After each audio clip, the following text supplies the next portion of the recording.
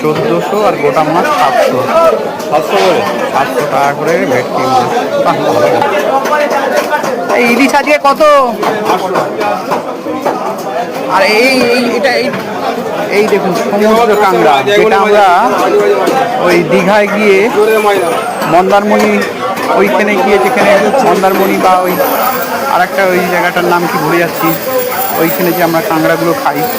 দাদা ওই কাঁকড়া কত করে কেজি? 200?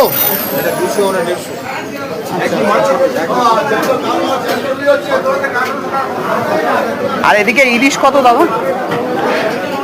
800 টাকা আছে, 1000 টাকা আছে, 1000 টাকা। এটা 800 টাকা, 1000 টাকা। ইলিশ ভালোই এসছে।